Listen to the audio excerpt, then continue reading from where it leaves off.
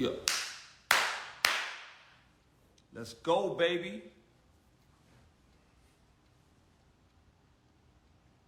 What's up, y'all? It's the revised version of the Boys Club. Right now, I know y'all haven't been with us in a couple of weeks. It's your boy Richie D, Sean Prez. We about to get it popping. I'm actually working, literally working right now, but I carved out an hour to get in here with y'all. What's up, Keita? To get in here with y'all and to have this conversation. So let's just have some fun for the next hour. This is the short version of the Boys Club because I know we haven't been on for the last couple of weeks. So let's go ahead and get it right. Let's get y'all back acclimated. Let's have some fun. Sean, where you at? Oh man, I gotta get a light. I don't even know if I need a light. I feel like this is bright enough. What's up, y'all? It's been a minute. Y'all miss us?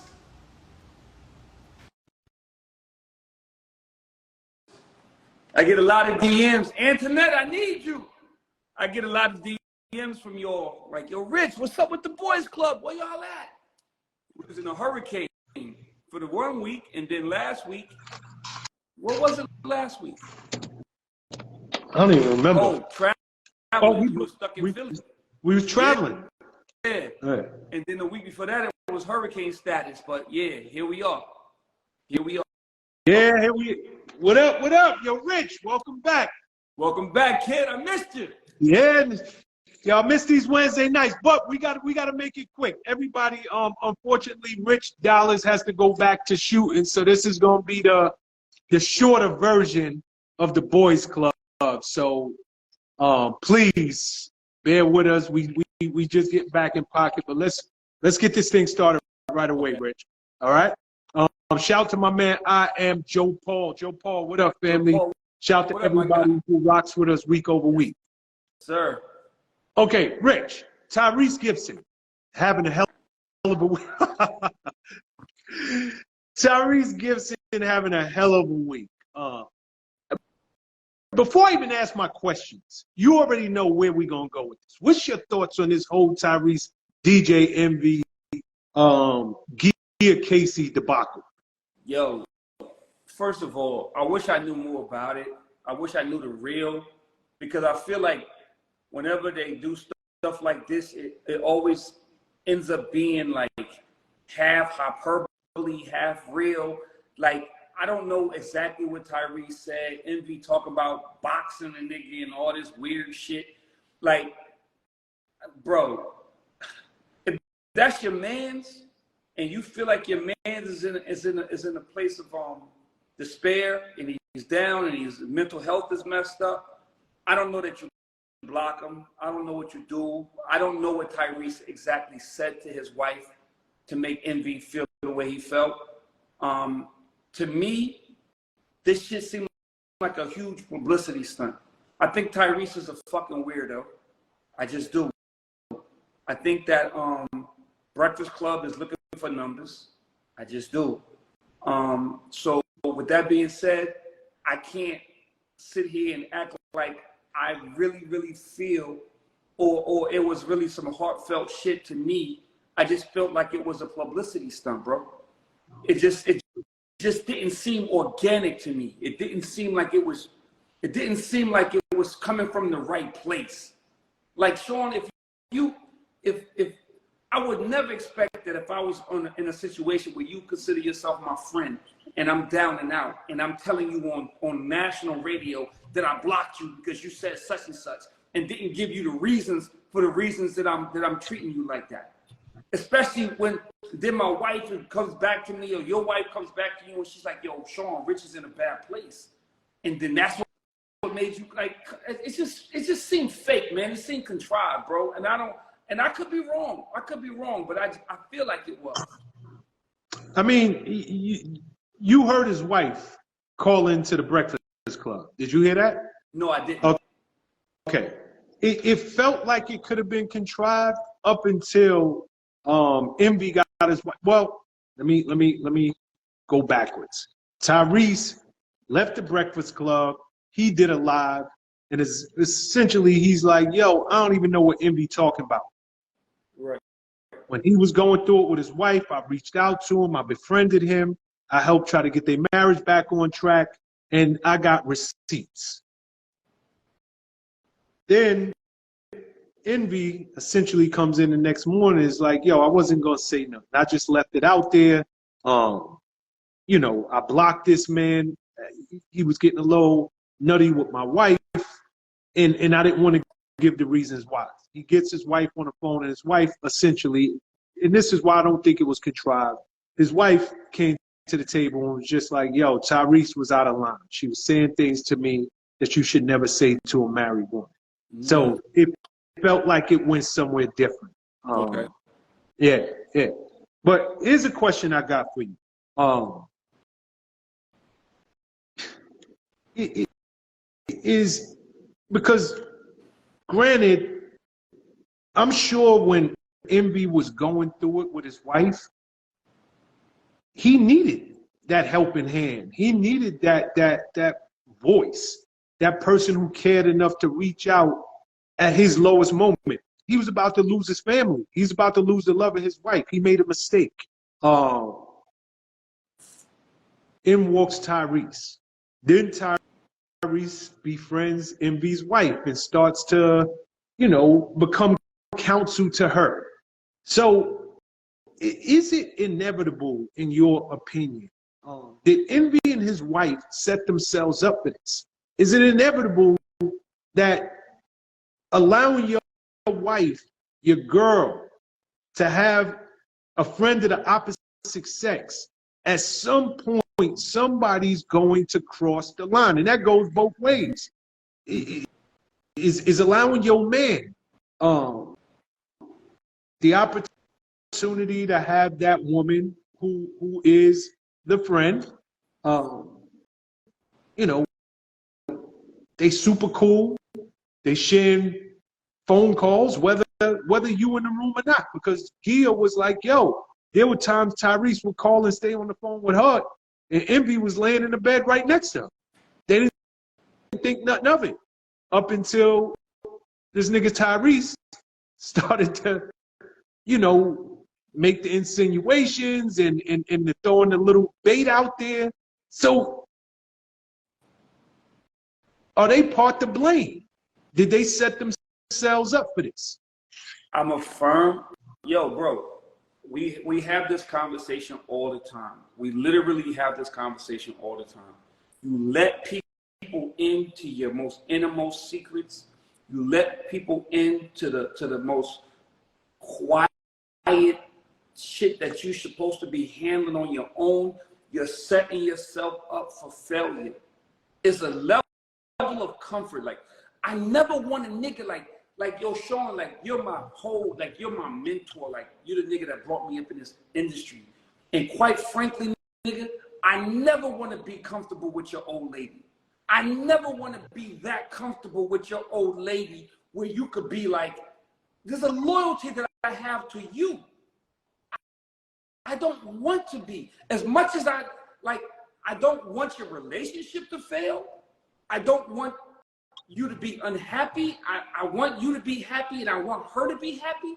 But there's a certain level of like respect and loyalty I have to you that I'm never gonna go that far to make your old lady feel that comfortable with me, because I'm your guy. I'm your guy. I'm not her guy. And for me to make her feel like I'm her guy, I feel like it always clouds the shit. It clouds shit. Like, it just makes it ambiguous. Like, where does this friendship end with you and start with me? Now you starting to tell me shit. Now I'm starting to confide in you. Now you starting to give me shit that would actually be detrimental to your man. Because we have a relationship and I'm putting you in that position. And people do that. People are gonna, if I befriended your old lady and she was coming to me, I could possibly jeopardize my relationship with you by trying to just give her the best advice.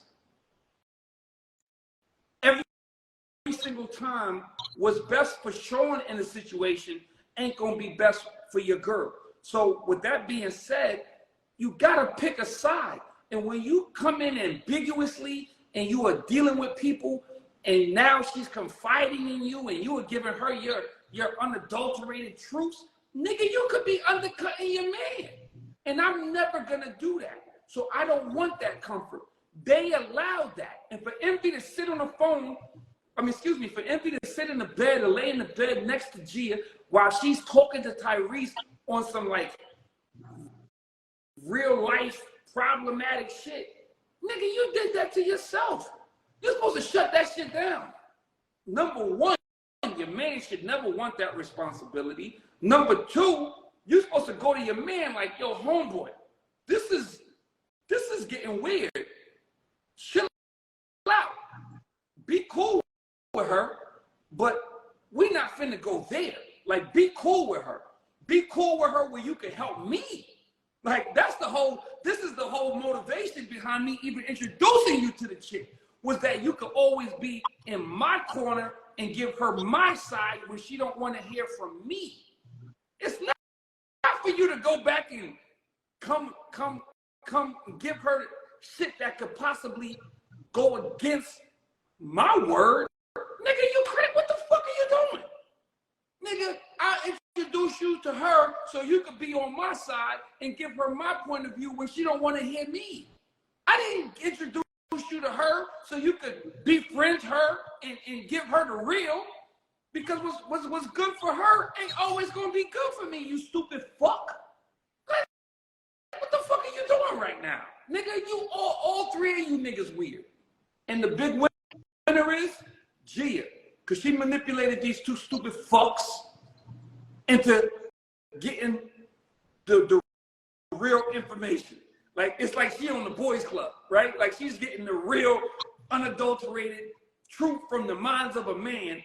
It just so happens that the mind of a man is your nigga's bestie, and it's going against what he's saying. So the big winner is Gia, because she infiltrated these two clowns, and she got what she needed from both of them. But at the same time, these two motherfuckers, Envy allowed it, and Tyrese went there, and they're both weird for that. Especially when it comes to matters of the heart, you know, cheating, infidelity, lack of trust. Even if it's not confirmed that the person is cheating, I think that it is always a dangerous proposition when you bring your man into your relationship, having close quarters in intimate conversations with your old lady, and vice versa. I think it's dangerous ground, and a lot of people. I've been in this situation. I have, and you have to tread so freaking lightly for the same reasons that you just said. I'm not here to take your side. I'm here because this is my man, this is my family member, and right now you're not hearing it from him. So maybe I can articulate it in a way that you can hear it coming from me. But ultimately, it's done so that it moves both of you guys closer together. Now, granted, I can understand, and I won't throw stones at Envy. That man was trying to get his wife back. He was willing to try anything. Like let's just keep it 100. You losing the mother of your children. This is the woman you said I do to. This is the woman you've been together with since y'all was teenagers. This is the woman you've been together when you ain't have nothing. And now y'all got a family, and y'all got money, and y'all got everything. I want my wife back. The devil come in sheep clothing, that wolf come and he's talking all the right stuff. But it ain't like we was great friends before this. In this moment, we became friends. And you saying all the right stuff, and I'm putting you on the phone with my wife. I'm cool. Y'all niggas can have a conversation, but I don't even know you well enough. And I think that that's the dangerous part. It's dangerous even with somebody who you do know really well. But it gets extremely dangerous when somebody who you met in that moment and emotionally, you're not even in a position to make really good, sound decisions. Because all you know is I want my family back, period. So I can't even peep the fact that maybe I should be watching you just a little bit closer. Maybe I should be not allowing you into my personal space, but you're saying all the right stuff, and I think you got my best interest. So long story short, I couldn't agree with you more. It's a dangerous proposition because truth of the matter is your friend is there for one reason and one reason only, is to try to get y'all two back together. If your friend, your boy, your family member is now talking to your old lady and having extended conversations for hours on end, at some point, let's just keep it 100. You become her confidant. You become the person that now she's leaning on. You are learning the deep, dark secrets that go on in a relationship that you should never know. You become that person that she's leaning on. And once that happens, Pandora's box just opened, and it becomes what happened to them eventually will happen. And like I said, I have been in that situation at least a couple of times in my life, and you got to tread freaking lightly. You got to tread lightly. And it takes, and I'm going to tell you this, and then I'll pass it back to you, but it take a real nigga, Rich. It take a real nigga to remember the mission. Like, nigga, I'm not here to be your friend. I'm here so that you and my man get back together. I'm here to help patch things up for this nigga who I love. A lot of niggas get sidetracked and that girl is in her weakened state. She's weak now. She feel betrayed.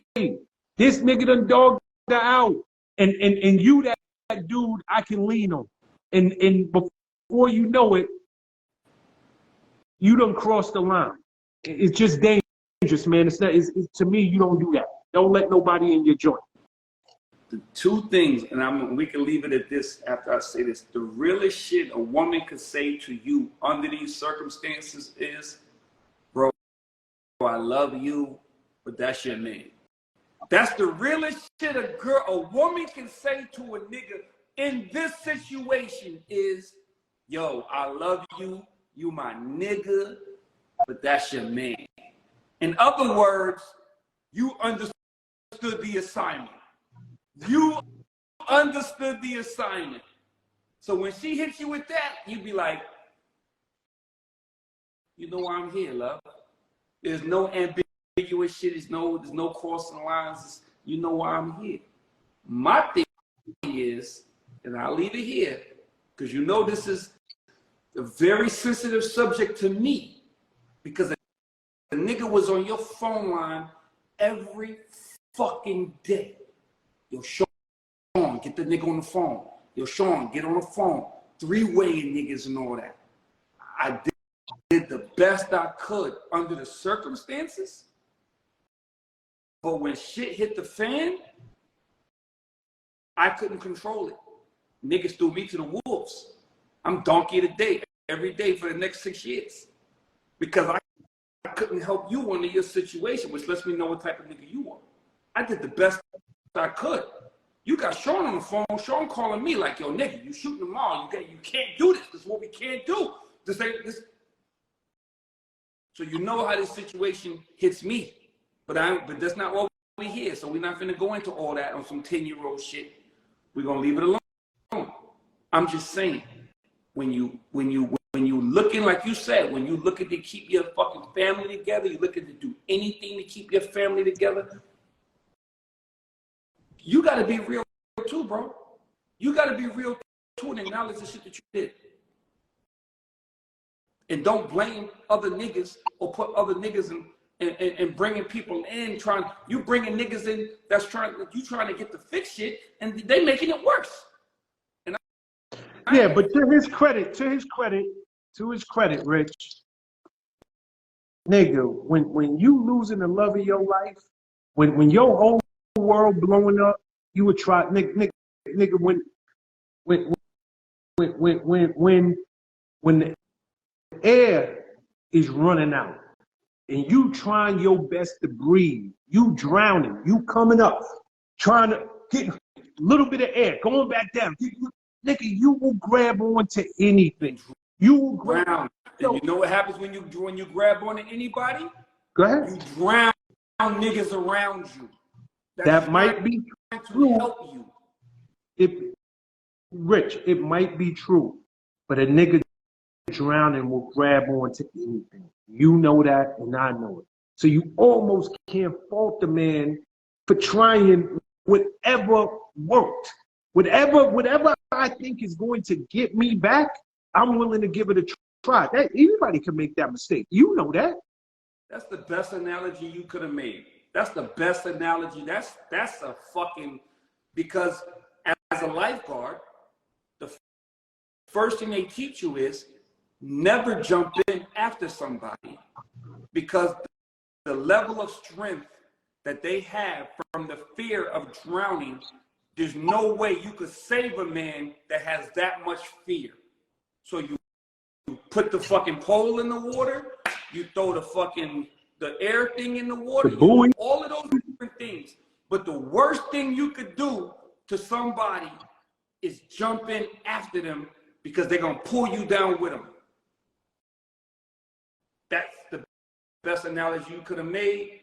Tyrese should have thrown life rafters, not jumped in with 2 feet, and everybody around Envy should have understood that this nigga is in a situation where he is willing to drown everybody, not because he's a bad dude, but because the fear of him drowning and losing what's so important to him is worth him pulling everybody down around him.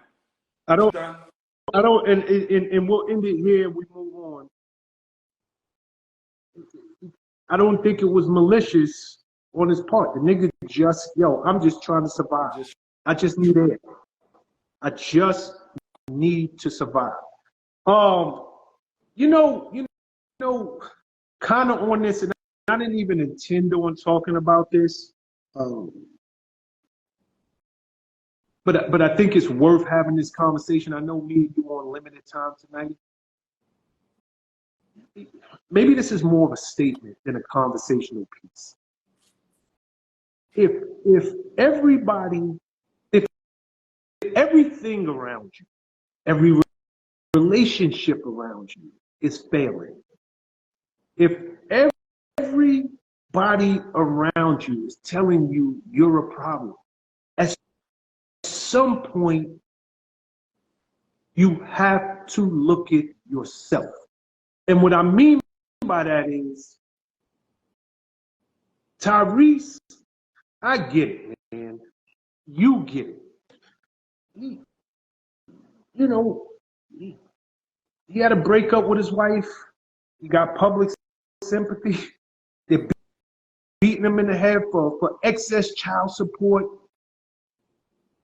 But if you look at the history of that man, and I don't know Tyrese, he's speaking of sound mind at this point. It sounds like he got it together. He said he was on psychedelics or whatever. He was on mind-altering medicines. But the bottom line is, he had problems with people on the Fast and the Furious. Him and Vin Diesel, problems. You can go down the list of people this man has a problem with. And he articulates well, and he says all the right things. But this is to anybody who is going from relationship to relationship to relationship. whether it is friendship, intimate relationship, or you know, I'm with this man, it didn't work. I'm with that man, it didn't work. I'm with that. At some point, I think that it is only intelligent to look in the mirror and say, the common denominator here is me. There's a whole lot of relationships that are failing, and every one of those relationships involves me. And if Tyrese was wrong or he wasn't wrong, if he can't even see what he did wrong with Gia Casey, here we go again, Tyrese. And I think that he really needs to evaluate this. I think all of us, like at some point, it's wise. If you can't seem to hold a woman, you can't seem to hold a man, you can't seem to hold a friendship, you got to start looking at that common denominator. And that's just my thought. I mean, I don't know if you got anything to that, but I'll keep it short. I think Tyrese is a sucker. Personal. Why? Personal. I've seen what you're talking about right now. I've seen niggas not take accountability. I've seen niggas get on here and say the right thing, and then in real life, niggas a whole different person. I've been around Tyrese before. I've been in rooms with Tyrese before. It's a whole fucking weirdo, bro. Like you would be like, yo, Rich, what the fuck? Like, because I know you. You'll be like, yo, what the fuck, bro? Like, what this nigga here? So it doesn't, whatchamacallit, it doesn't surprise me that this type of shit happens with him, because nigga, I've seen it in real life, and I don't know dude. I'm from a peripheral. I've seen it. So yes, I do agree with you on that. But yes, old boy also needs to take accountability for why a nigga can even infiltrate this shit. See, that's the big thing for me. It's not like a motherfucker can infiltrate your shit. It's what's real. And then you are in such a place, because old boy Tyrese ain't that nigga that sneak up on you. Like you can see this nigga coming, Sean. We from New York niggas, you can see a nigga coming from a mile away. The fact that you put yourself in a position where you have to rely on that type of nigga to help you only opens up doors for this type of shit to happen. You let the devil in, nigga. You let the devil in your relationship. You went to the devil. You sold your soul to the devil for help because you had nowhere else to turn.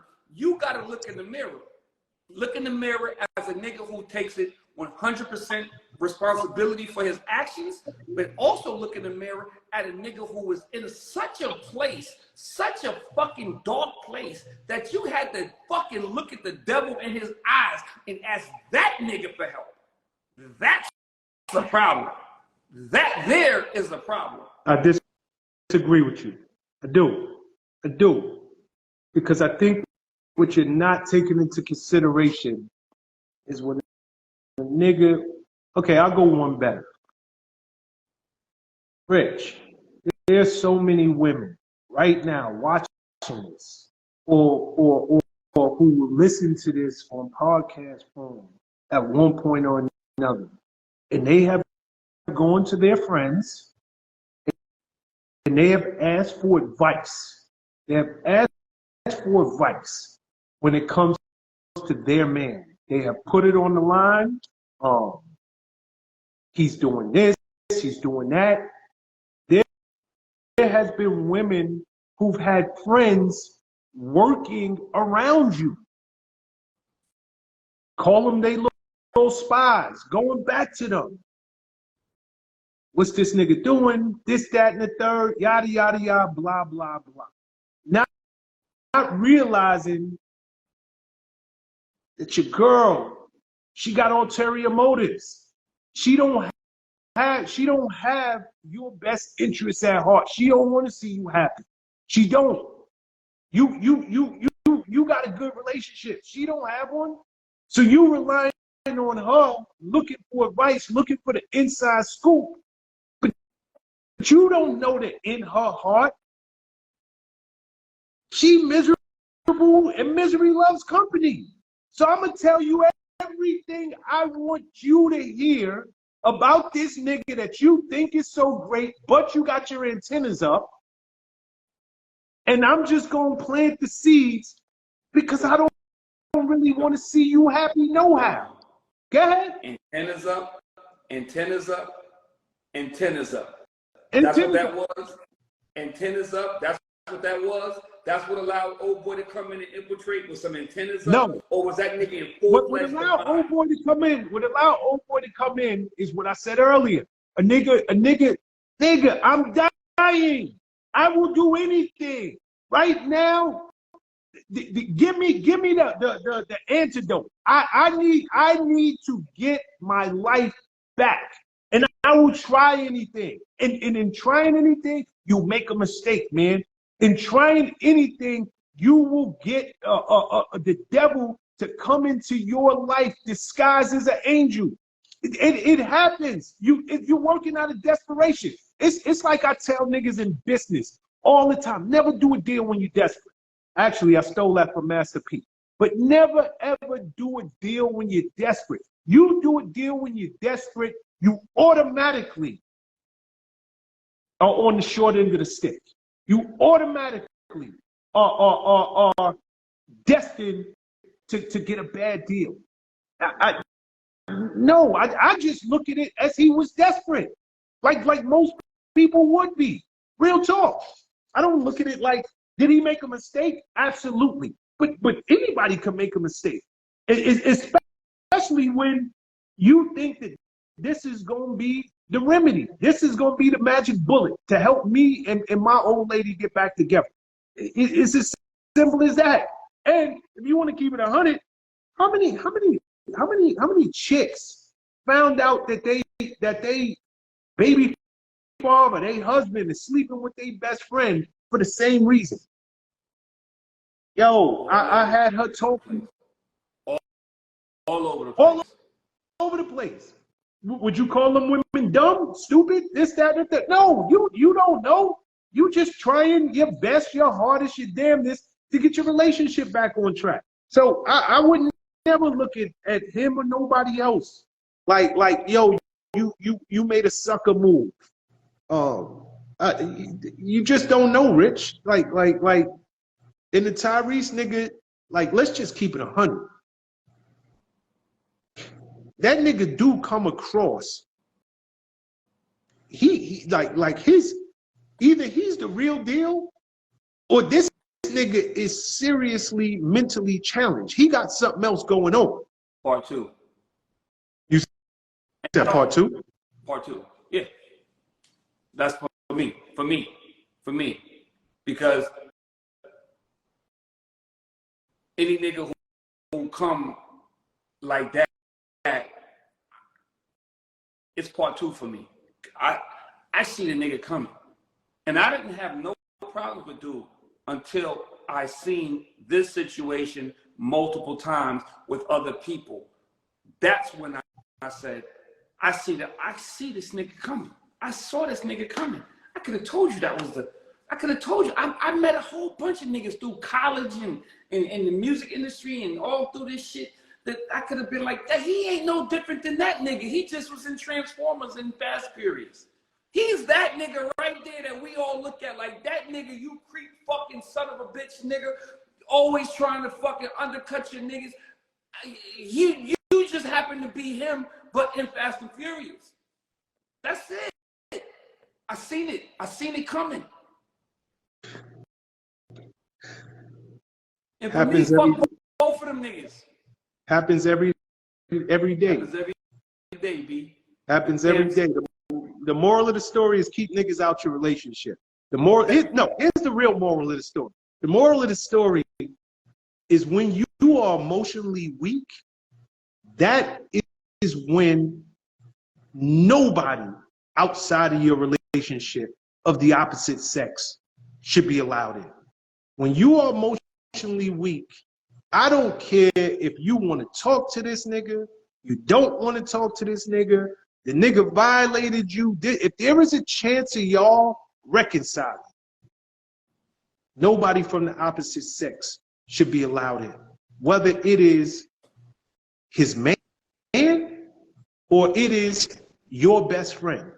Because trust me when I tell you, it's a whole lot of women that slept with their best friend that was not friends of the dude. It's just they was emotionally weak because the nigga put him through it, and he was that heir in their time of need, and they was weak. I just think it's dangerous when you emotionally, like when them barriers are down, that's the time. Nah, nobody's allowed it. That's just me. How much time we got? Okay, we got about a half. I'm gonna ask you. It's a semi-personal question. But just go with me for a second. At this time in your life, why is I want you to. I mean, you're always brutally honest. But why is it that you are not in a serious relationship for you personally? I want a real relationship. I want that relationship. But I have reconciled myself to the fact that it may never happen. I have this innate quality of being able to throw people away. And I'm not even saying that that's a good quality. I'm not saying that that's something that I'm even proud of. It might be something that I'm ashamed of. But I have an innate quality that I'm able to throw things away, throw people away. If it's not going my way, if it's not the way I want things to operate, then I'm able to move on and probably not acquiesce to the point that I can make a relationship work. That is a recipe for disaster in relationships, because relationships are 50-50. You have to acquiesce. She snores. You have to acknowledge that. You smack. You have to acknowledge that. She uses the fucking, she moves shit around in the house. You have to be okay with that at some point. I'm not okay with that. I'm not okay with that. To this point, I haven't been okay with that. So if I come home and you use my fucking decorative towels and you wipe your hands, that's grounds for dismissal. If you come home and you're cooking some stinking ass salmon in my house, which is probably the best food in the world, protein is good for you and everything, but it stinks up my motherfucker, that's grounds for dismissal. If I come home and you try to sleep under my covers and I sleep on top of the covers, that's grounds for dismissal. I have to be able to fix that. I'm working on that. I'm working on that. But I have to acknowledge that I reconciled myself to the fact that this could very well be it for me, because I'm 48 years old and I haven't been able to get to the point where I can do that regularly. It's not a one-off. Like, I can set my mind up for the fact that Shorty's coming over, we're sleeping under the covers. Shorty's coming over, she's been talking about cooking, I have to let her cook. I can reconcile myself to the fact that that's gonna happen today.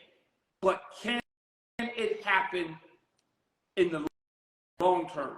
That's going to allow me to be like, this is something that I've accepted. That's where I'm at. That's the bottom line. So all the other narrative that's out there about Richie, that's not it. I do need therapy. Somebody say, you need therapy, nigga. Absolutely. Absolutely. Absolutely. That's exactly why I went on on Marriage Boot Camp. I didn't go on Marriage Boot Camp because for me and Mariah's sake. I went on Marriage Boot Camp because I knew I would be able to get therapy from Dr. Ish for the next 2 weeks, right? So I said, I'm gonna take advantage of this opportunity that came across my desk to get a fucking bag. But at the same time, I'm gonna be able to get this therapy and have this man in my circumference for the next 2-3 weeks and really, really, really be able to walk away from this situation and take something with it. I gotta do better. I need therapy, but I'm setting my ways, Sean. And it's and I get it. So I'm not blaming the woman. I'm not blaming anybody. This is a Richie thing. This is a 100% Richie thing that I don't have that relationship. So I get it. But the narrative that it's about women and sleeping around or this nigga does this and that, that's not what it is at all. I would have, if that was what it was about, I would have been settled down. If it was about not being able to go to the club and not try to fuck everything in the club, that shit been over for years. Nigga, we was doing that shit 20 years ago. This is 2023, nigga. I started at Bad Boy in 01. This is 22 years worth of that shit. Not to mention college, and niggas don't underestimate the college experience. You pledged, I pledged. Look, nigga, I've been putting up Wilt numbers since 96. You know what I'm saying? So it's not that. It's the other thing. It's the other thing. And that's really what it is. And until I can get to a point where I allow somebody to come in my circumference and be themselves, I probably will be alone. Okay. First and foremost, great self-awareness. Most people are not self-aware. You're very self-aware. Great job. Great insight into you. I asked you this question because a good friend of mine, which is someone you know, I'm not going to name her now, but she's a damn good friend of mine. And we were talking, and she wants a man, but she's been single for a while now, for years. And she was like, yo, you know what, Sean? You know, I don't.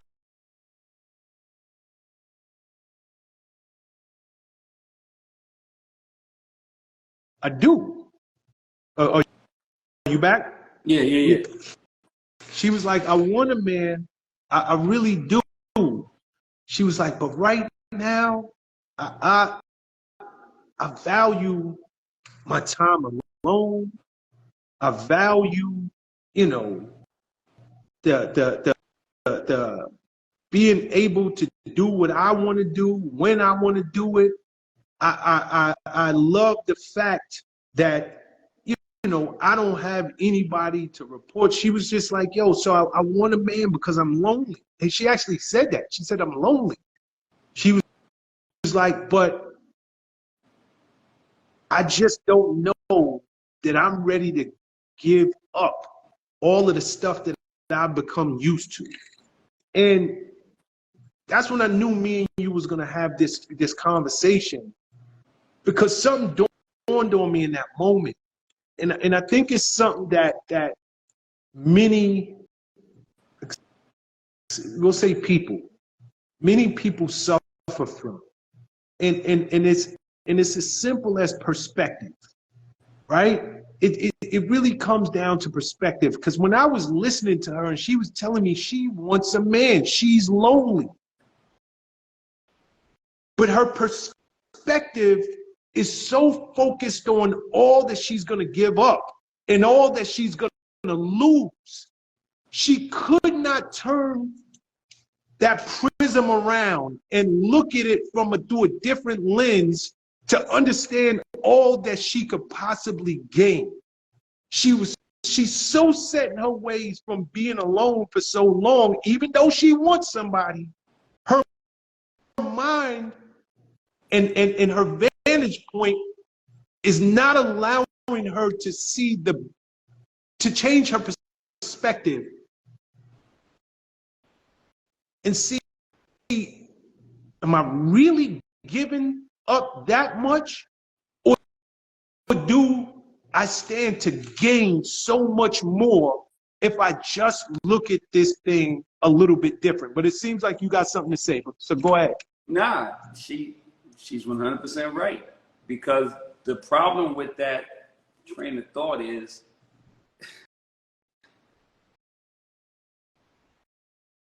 the problem I have is that number one, I'm a recluse. So as much as people might be like, oh, you on TV, yada, yada, yada, I'm actually to myself. I'm actually, you know that. Yep. We move like kind of by herself. Even when I was at Bad Boy, nigga, I didn't need an entourage. I moved by myself and got it done by myself. That's kind of the worst thing you can be in a relationship, is set in your ways, but yet be independent, because that gives you the innate quality, the innate understanding that I am lonely. I do want to be with someone. I want someone to share this with, but I'm fully capable and independent to where it's almost like Deshaun, the worst thing about trying to find a relationship is trying to find a relationship on your terms, because you're so good with being alone. You're so cool with being alone that the relationship is strictly on your terms, which means I see you when I want to see you because I'm cool tonight. I'm not lonely tonight. But I might be lonely on Thursday because there's a football game on tonight. There's a basketball game on tonight. And me and Sean are doing the boys club tonight. So I don't want you to come over at 10 o'clock when we finish the boys club, because I'm ready to go ahead and eat some fucking Zaxby's and go to bed. So I don't want that bother.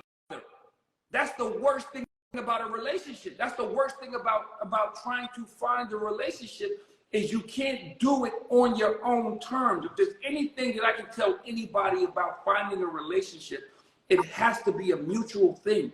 It can't be on your own terms. So if I had to tell your friends something, I would say, you can't look at it about what you're giving up or what you're getting. There's a medium that you have to accept, that there's a give and there's a take in a relationship. And unless you're willing, and I ain't talking about cheating, I ain't talking about going out every night, I'm talking about the shit that happens within the confines of the home that makes a motherfucker feel comfortable about being here. A girl is not going to be comfortable being with me every day. She might be comfortable on Monday because I want company. She might be comfortable on Thursday because I want company. But Tuesday and Wednesday and Friday and Saturday and Sunday are going to be hell for her because I don't want you around. And there's no way in hell that you can have a relationship if, in fact, that's your mindset. So your friend is an independent woman and she has a mindset, but unless she is willing to let that man in her circumference, even when she feels like she don't want him there, he has to make her happy. Your girl makes you happy even when you're in your mindset, even when you want to be alone. She could be in another room. The fact that she's there, you know she's there, it's comforting to you that she's there. There's people out there like me. I don't even want you in another room. I just want to be alone. And I would not subject. My mother won't allow me, Sean won't allow me, Taylor won't allow me, Ashley won't allow me to subject somebody to that, because that's just dead wrong. And I know I'm wrong. And like you said before, I'm very self-aware. I'm just arrogant enough to be cool with being self-aware, knowing that I'm wrong. See, that's another whole problem, right? You're arrogant enough to know you're wrong and still be cool with being wrong because you're that fucking arrogant and narcissistic. That is my way or the highway, even though I know my way is the wrong way. For me, when Erica, we broke up years ago, but this shit always used to fucking sit with me. Erica knew I would set covers up on top of my bed. So we would never sleep under the actual covers. Erica used to come over and jump under the covers and do it on purpose. Just come in the house and jump under the bed, just mess up the bed, jump in the cover, because she knew it would bother me. But once it happened, I had to accept it. I have to accept it. So with that being said, it's a weird fucking sociological thing. I don't know who to blame. Jewel probably is to blame for this shit somewhere down the line. It's a psychological, sociological thing. But at the bottom line is that if you want a relationship, you have to be able to make the other person feel comfortable, even when you want to be alone. Nobody wants to feel like they're intruding on you or in your space or bothering you. or they can't. I can't allow a woman to come into my house and walk on eggshells, bro. I'm that self-aware that I know that I do that, but I'm also that self-aware to know that that's not the right thing to do. So until I can figure this shit out, anybody should be able to do what they need to do to better themselves, and maybe one day it'll be the right thing. Well, I'll just say this, and then we can move on. Change your perspective, kid. I hear you that Erica came and she jumped, because in every relationship there is an equivalent to somebody jumping under your sheets, right? There is an equivalent. I don't care how good your relationship is. I don't care how much you love the person. The bottom line is something. There are things that drive you crazy, up a wall, about what this person does, period. And to your point, just like to me, I'm just as much of a recluse as you are, if not more. And I want to say more because you still will go out. You still, like nigga, but the bottom line is, no matter what, I love my independence, and I never had a problem being alone, never. But it really does come down to perspective. What am I gaining? Like what joys are coming into my life that outweighs the things that are just driving me crazy? You know what? I might not want this chick here on Wednesday, Thursday, Friday. I like being alone. I like watching the game, this, that, and the third. She in the other. But you're not alone. When the game is over, now you got somebody to talk to about it. Or even better yet, how about she's into football? How about it's all perspective. And I think that you know, I would just tell anybody who is finding themselves not willing to move forward because they're so set in their ways, just try to change your perspective and not look at what you're losing, but focus on what you're gaining. And many times what you're gaining is so much more than what you perceive that you're losing. So I would just leave it there. How much time do we have, Rich? Yeah, we're gonna go another 20 minutes. I'm gonna extend. I'm gonna fuck them niggas. We having a good conversation tonight. I'm having fun. I miss you, bro. So damn. I said I miss you. Okay, I was gonna play something, but I'm not. I missed you, bro. Rich, I missed you too. I'm happy to be back. That's all I wanted to hear. You know, I'm like, yo, nigga, we doing. And just for everybody, this is how much you know I miss my man. Rich calls me, I promise y'all, this nigga is like a freaking alarm clock. 7:30 Eastern Standard Time, Wednesday nights, Rich is ringing my phone. 7:31 tonight, who called who? Because I'm like, Rich don't never miss. And I'm like, I'm ready to go on. Nigga phone me like, what up, son? What are we doing? Where you at?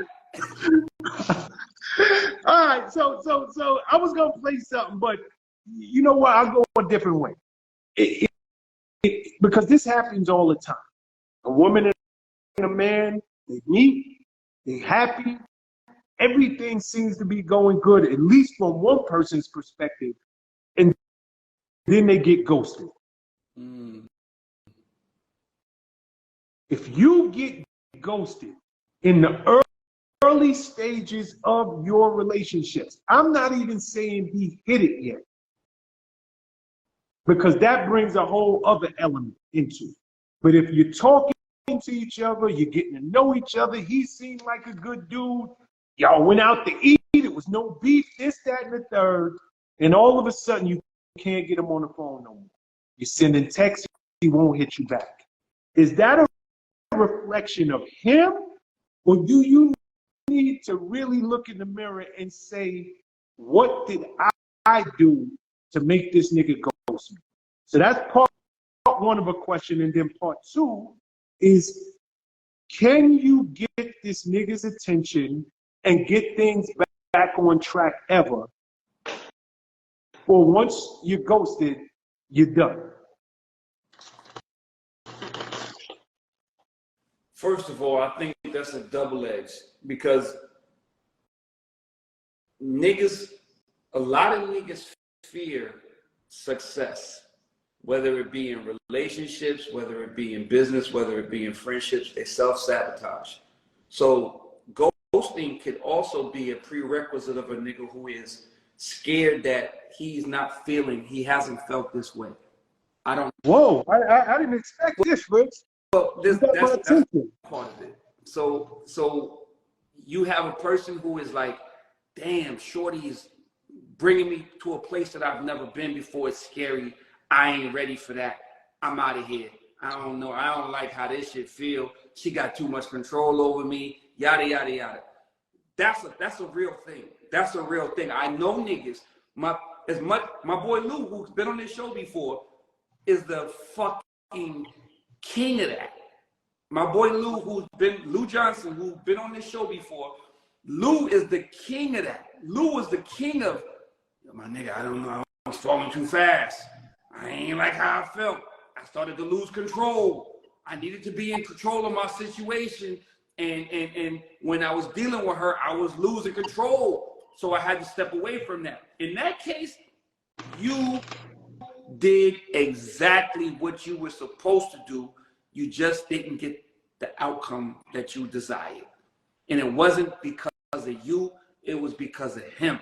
That's a real thing, Sean. And then there's the, I like you a lot. Let's hang out. Send me $500 to get my hair and nails done because I want to look good for you. Cash out. You know what I'm saying? Then there's that. Talk that talk. Then there's that, bro. Like, then there's that. And you looking like, yo, this nigga, like, what I do? What I do? Why would he ghost me? Because I wanted the nigga to pay for me to get my hair and nails done, and a babysitter so I could go out with him. And women genuinely don't understand. You sound fucking absolutely insane. You have to be like, yo, this is where values come into play. If you don't have no values, bro, you're not gonna understand this. You're never gonna understand it, and you will forever look at me like, yo, Richie, you cornball ass nigga. That's the shit that's what we do now. Nigga, you old ass nigga. You can't gaslight me, bitch. You can't gaslight me because I have my fucking views on this relationship shit, and I know how this shit is supposed to be done. I know how my grandmama did it. I know how my mama did it. I know how friends of the family did it. And I know what the fucking success looks like. And I know what it looks like to be in a place where a motherfucker feels good about you. And asking a nigga for $300, $400 to get your hair and nails done so you can go to dinner so this nigga can feed you is absolutely fucking insane. So yes, when that nigga ghosts you under them circumstances, it's you. It's 100% unadulterated you.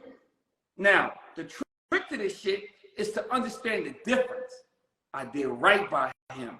He did it. It wasn't on me. I don't want women to get complexes because they feel like a nigga ghosted them when you did everything right. But you gotta be self-aware. I guess that's the message for the night. Self-aware. Because you gotta know the difference between I did it all right and he just wasn't ready and it ain't my fault. Like when the therapist grab you and say, your uncle touched you when you was a 12-year-old, it wasn't your fault. It's not Matt Damon and fucking Robin Williams and Good Will Hunting. It's not your fault. It's not your fault. But sometimes it is. Sometimes it fucking is. And you need to acknowledge that it was. You did some bullshit that made a nigga want to ghost you because you made him feel super duper uncomfortable. And no, there is no coming back from that, bitch, because you already told a nigga who you are. Show me who you are, and I will believe you. Show me who you are, and I will always believe you. Because the next time it didn't work for you now, you're not changed. You're not a changed person. Bitch, you just took a different approach. But we will always come back to that at some point. You will always revert back. That fucking scorpion will always sting that frog going across that pond. Because he's a fucking scorpion. So understand the two things. And I know that that's probably, I'm long-winded, but understand the two. You can look in a relationship and look at it and say, I did the right thing and it wasn't my fault. I did this shit by the book. I was there for him. I was willing to go Dutch with this nigga. I was even asking if he wanted me to drive to the restaurant and meet him. I was willing to go all the way. And if you do that, then you can rest assured and you can rest on your laurels and you can fucking sit there and really be confident and you as a person say, I did the right thing. But at the same time, if you have any kind of knowledge of self, any kind of upbringing, any kind of respect, any kind of, like your mama taught you, then you know what you're doing out here. And you know a nigga's not supposed to give you $500 to take you out. I'm not supposed to give you $500 to take you out. Like, that don't even sound right. In what world do that don't even sound right in no world. So that's my opinion on that, Sean. Okay. You threw me off both times, and I'm gonna tell you why. The first thing that you said, sometimes, and I hope women are listening to this, because this is some real mind of a man type stuff that we having right here. So sometimes a man will ghost you because he's afraid of his own feelings. What he's feeling, he's not used to feeling, he's scared, and he wants to put the brakes on it. Is that what you're saying? Correct. I did not expect that, but I want to go to the other part because that's more pressing. Or that happens a little more often.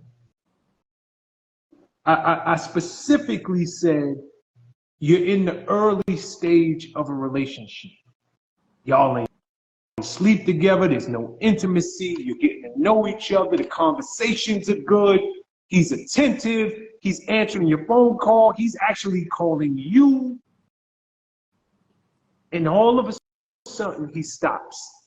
And you said it's probably because she asked for money. Can we stick there for a second? Because I don't think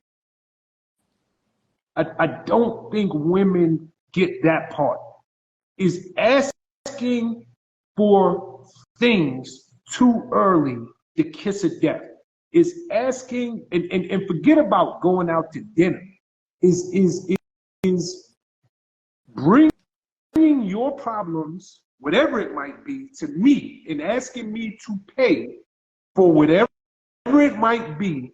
Is that the kiss of death when it comes to a man wanting to move forward with a woman? Yes. Okay. That is. Okay. Oh, stop. Are you saying this because you are a high-profile man, or are you saying this because, Sean, I am a man and I don't care if I was Rich Dollars or if I don't care if I was John Doe somewhere? Coming to a man too early with your hand out for anything is the kiss of death. A nigga will ghost you after that. Is that what you're telling me? Yes. No, okay. So this is where it gets, see, you're going to be able to appreciate this. There are niggas that fuck the game up. So I can't even get mad at women anymore. There used to be a time when there was right and there was wrong.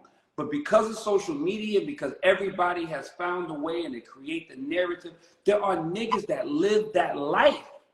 There are niggas that want to lead with wallet because it eliminates a lot of other shit.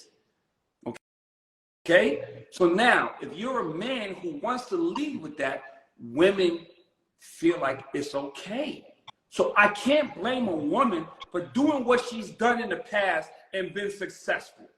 You've asked the nigga, you've led with that. He's been right with you with it. You asked him for $500. He was cool with that because there was a subliminal understanding. I can't be mad at a woman for that. But this is where you're going to appreciate this shit, Sean. A real nigga, a nigga who ain't never had to buy no pussy, a nigga ain't never had to buy no date, a nigga who was never 21 years old pulling up to fucking high schools with the fucking Wrangler or the fucking Camaro or the fucking whatever, trying to mac young bitches because of what they impressed. We were them niggas who was like laughing at him. You're a cornball to me, nigga. I'm fucking her and I'm getting on the 2 train. You are pulling up to my high school trying to mac her. I don't respect you. So as time goes on, don't ever make me feel like him. Don't make me feel like him. I've never done it before. I'm not accustomed to the way that this shit goes. I'm not gonna acquiesce to this shit. Don't make me feel like him. Because now you fucking with my ego, you fucking with who I am, you fucking making me feel emasculated because now I'm starting to be like, well, damn, nigga, is this what they think of you? Because I know what I thought of him. So if you telling me that this is what they think of you, and I know what I thought of him, how the fuck does that make me feel? I feel like shit. Because I'm looking at it like I have regressed. I'm no longer handsome. I'm no longer got no game. Nigga, no, for real, Sean. Like, come on, Sean, we one and the same, nigga. All the things that you think about what that dude had to do, when you ask me to do those things, that means that the things that I used to rely on, the things that I made me, are no longer real for me. Like I'm the crackhead in the mirror. I look at myself in the mirror and I see something different than what you see. Because you see a nigga who's supposed to lead with his wallet. You see a nigga who's supposed to lead with, I'm gonna pay for your babysitter just to take you out. I'm not sliding in your DM talking about taking trips. I talk shit about the nigga DJ Self because this nigga offer bitches to get on Love and Hip Hop. I'm never offering you to get on Love and Hip Hop. If you think that Richie D is gonna offer a chick to get on Love and Hip Hop because I want to fucking, I'm gonna offer up a storyline to get you where I want you, that fucks with my ego, dog. I can't be him. I can't be that dude. I will never offer you to come on Love and Hip Hop. If you ever come on Love and Hip Hop with me, or back in the day, whenever this shit was a real thing, then that was not because you were surprised by it. You were surprised by it. You as a woman was surprised that the cameras was like, oh shit, the cameras is here? Because it would fuck with my ego to think that anything other than this was why you're here. Just in the interest of time, because I know you got to go, I want to throw something at you. If a woman came to you with a hand out, for whatever the reason was, and you put her in that, oh, you one of those. Now I put you in that box. You ghosted her. If you ever got back on the phone with her, is there any amount of backpedaling that she could do? Is there any amount of talking her way out of it, even if she don't know why you ghosted her? Is there any amount of talking that woman could do to convince you that she is not one of those chicks that you know her to be? No. Did you hear my question? Yes. There's no. Because, Sean, once you show me who you are, what did Maya Angelou say, bro? Believe you. Was it Maya Angelou that said that? Maya Angelou. And she didn't just say, she said believe him the first time. You're leaving out that part. Then that makes it hit home even more, because people take different approaches, right? Like if I go and I'm like, yo, I need to get on the road, and Sean won't let me go on the road, and I come this way, and that shit don't work, I might step back if I'm smart and be like, that didn't work, so let me try something else. And if that don't work, I'm gonna try something else. But that doesn't mean that my first thought wasn't my real thought. Your first thought is your real thought. The first thing you do is when a girl do something, that's what she really did. Then she's smart enough, if she's smart enough, she's gonna realize that didn't work for me. So let me re-evaluate the situation and come at it from a different angle. But that doesn't mean that I'm not gonna revert back. If the fuck, come on, Sean, it's the oldest proverb.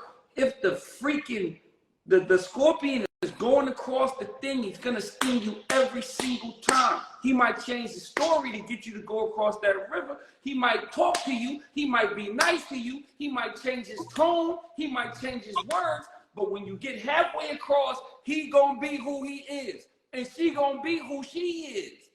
And if he gonna be who he is. So if old boy is, we can change it up. If dude is coming into a relationship, treating you like shit, not answering your calls, not doing the things that you feel like are necessary to have a good relationship, and you ghost him, and he bumps into you again, that nigga might answer your calls for a week or two. He might call you for a week or two. He might text you at lunchtime. He might text you at breakfast. But when he get comfortable again, the real him is gonna come out, and you're gonna be disappointed, and you're gonna be right back to square one. If she asked you, plays you, and she wanted to do this, and she asked you for money, and she tried to go that route, she might step back and think that, oh, I was a little bit premature with that. So let me sit back, let me get it together, let me rock this nigga to sleep. But I'll be back, and I'm gonna get more. So I asked him for 500. He ghosted me. I bumped into him again at the club. He realized how fine I was. Now he back in my fucking phone number. He back in my text messages. So let me step back. So now instead of asking for 500 today, I'm gonna wait 2 weeks. You know what I'm asking for in 2 weeks, 3 weeks? I'm asking for 1,500. I'm gonna make it for lost time. But I understand I gotta do a little bit more massaging first. So now let me massage this nigga and get what I need to get from him.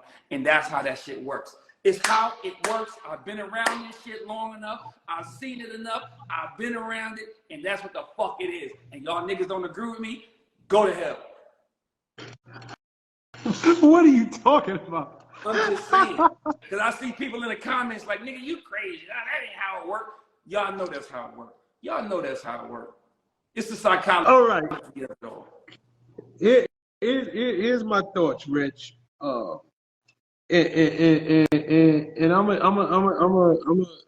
you got me laughing. You know I'm right. I'll start here. You know, when you're dating somebody, you got to know when you're interested in somebody, and I say dating, meaning courting. I'm trying to get to know you. We haven't even got to the place. We haven't shared a kiss. We haven't. There's no intimacy. We're trying to get to know each other, right? You gotta know.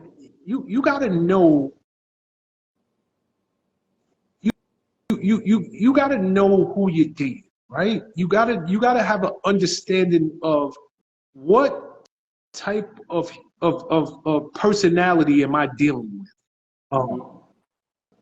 and you are, dude, and that's why I asked you: is this the celebrity Rich that I'm talking to, or is this just regular Rich that I'm talking to?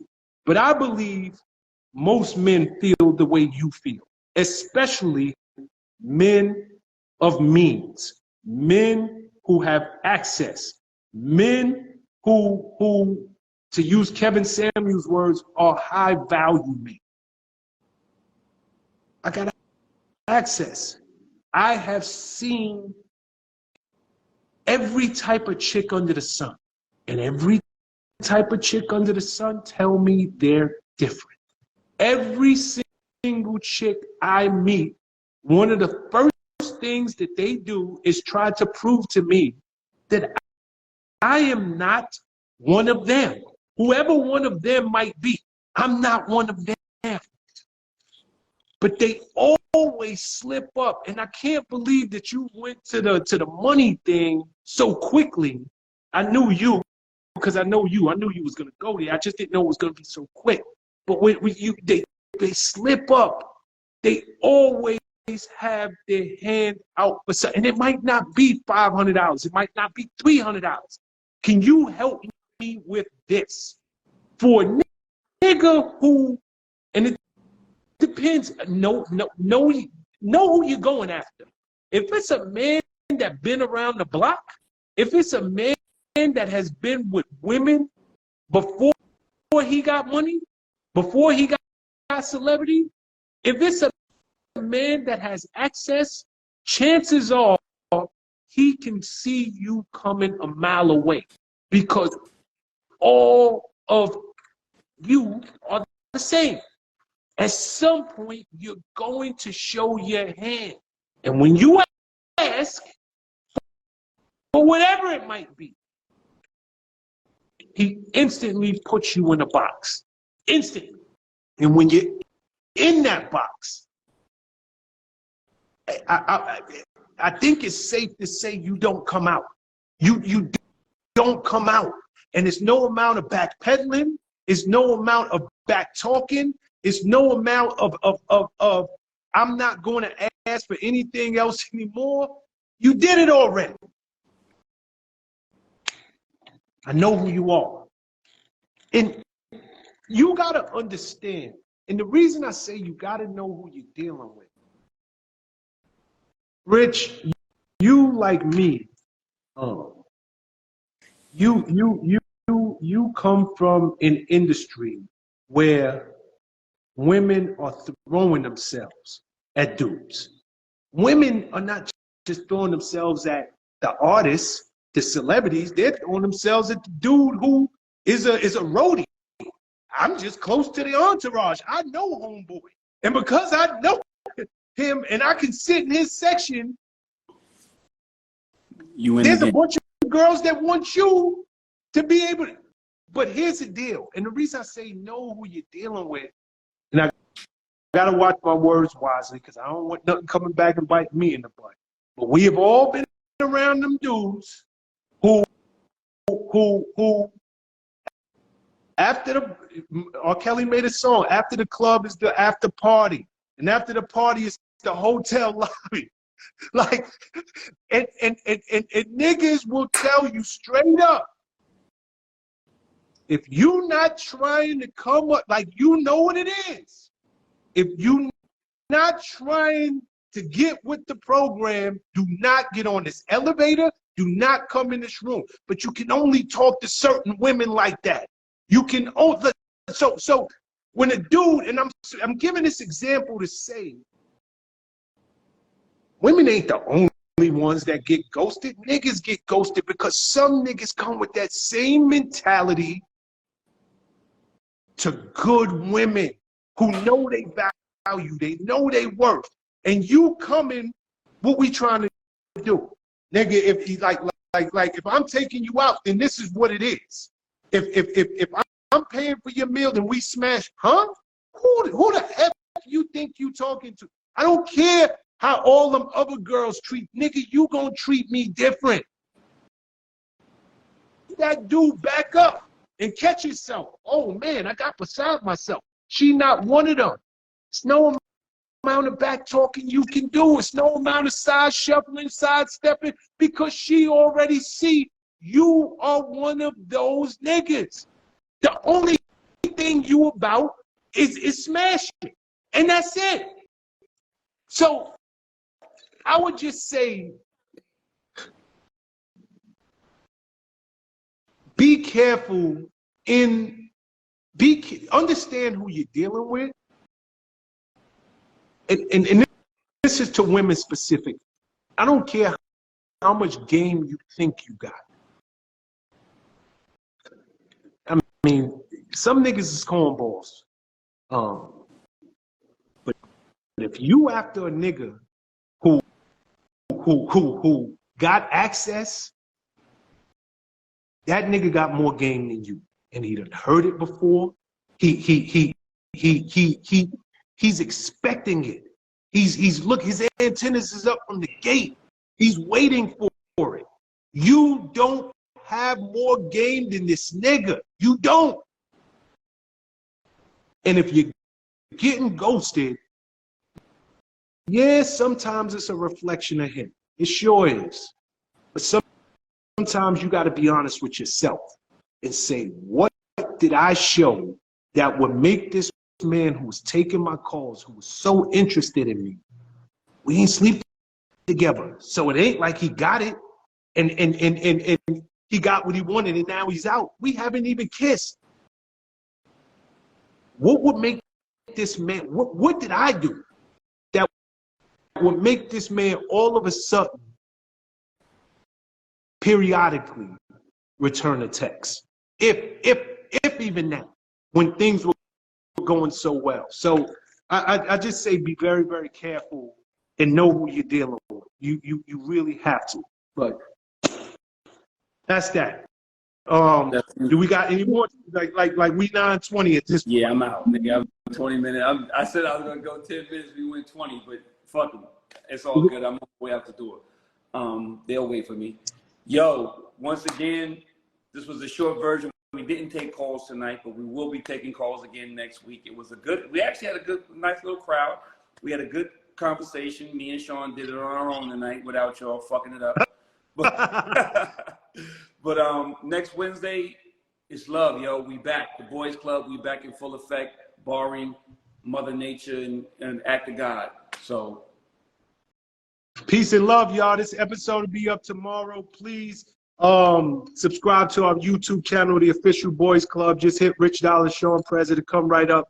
If you love these types of conversations, we literally have damn near 2 years worth of content up there. So go back, catch our old episodes. We miss y'all. We love y'all. We see y'all next week. One love. Later, Rich. All right, Sean. My brother.